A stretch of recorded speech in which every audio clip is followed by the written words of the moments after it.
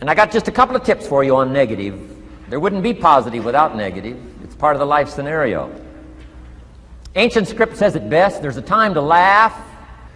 There's a time to laugh, what? And a time to cry. And you've got to become so sophisticated and so well educated that you don't laugh when it's time to cry. And you've also got to learn to cry well. How are you going to identify with some people if you don't cry with them? It's very important. The negative side is very important. Negative thinking. I teach kids, and you'll find it on those cassettes, the ant philosophy. Let me just give you the quick scenario on the ant philosophy. Number one, ants never quit. What a good philosophy. If they're going somewhere, you stop them, guess what? They'll look for another way. How long will they look? Till they find it, or till they die. What a great philosophy. But here's number two. I can't give them all to you, but here's number two. Ants think winter all summer. You've at least got to be that bright. You can't think summer all summer. You got to do some winter thinking in the summer. You say, well, the sky is blue, the clouds are fleecy. You can't be faked out by that. Ancient story says, don't build your house on the sand in the summer. Why would we be cautioned not to build our house on the sand in the summer? Because it's easy to get faked out. So what should you do during the summer? Think winter. Think storm. That'll drive you to find a rock in the summer when the sky is blue. Key, negative is normal. You got to handle it. You can't dismiss it. It's part of the life scenario, like your white corpuscles we talked about earlier. So don't ignore it. Let it be part of the scenario. Here's the key. Learn to master it. Negative is not to be ignored. It's to be mastered. It makes us better than we are to wrestle with it. It makes us better than we are to be alerted to tyranny that moves into Kuwait, or ignorance that moves into your life, or procrastination that moves in and robs you of your fortune, or poor health that's going to be the legacy of those who neglect their health disciplines. You got to do battle with the enemies on the outside and on the inside. So learn how to handle the negative. Birds of a feather flock together. You run around with losers, you will end up a loser. Unconsciously.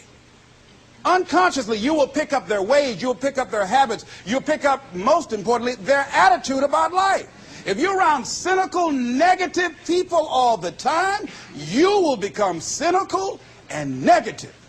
So you got to watch yourself. Many of us are living out the lives of other people, living out their conclusions, living out of their consciousness. The other thing is that you begin to looking at your life and looking at what it is that you want to achieve. Another crucial thing that you must do is align yourself with powerful people.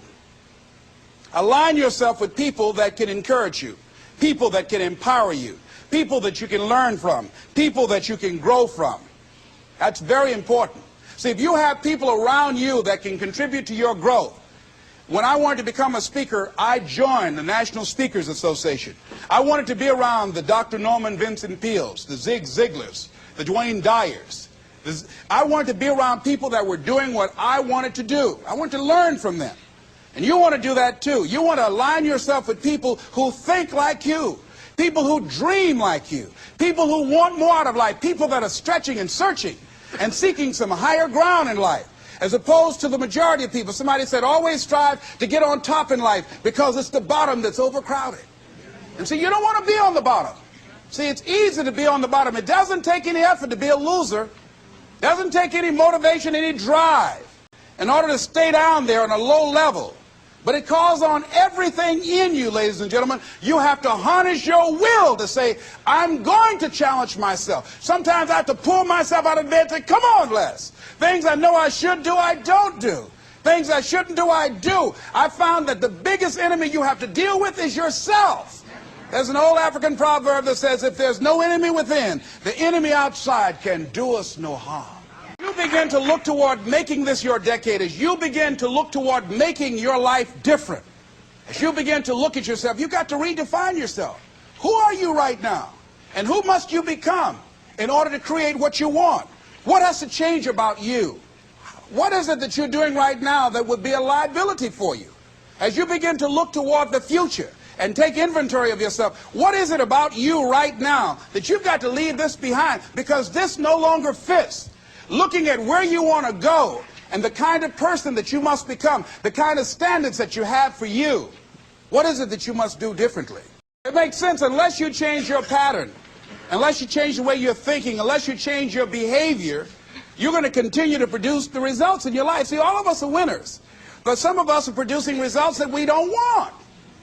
And so all you have to do is look at your game plan, look at your strategy. How is it that you have been being? What is it that you've been doing to produce this? So you're the director, you're the producer, you're writing the script, you're the star of your life.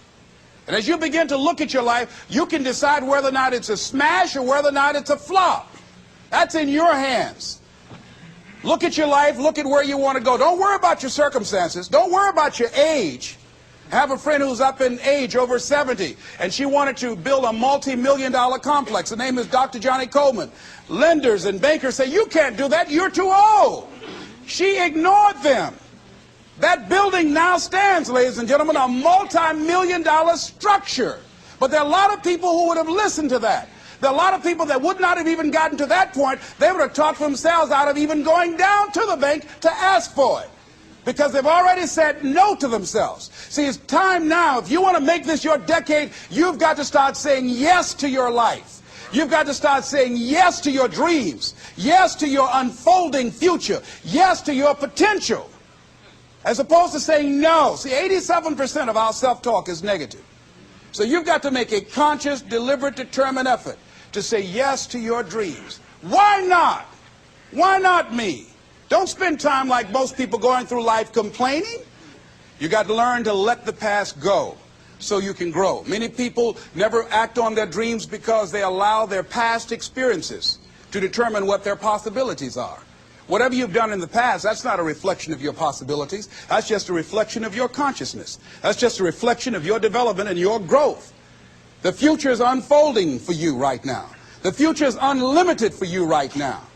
No one knows where you can go. No one knows what you're capable of or what's possible for you.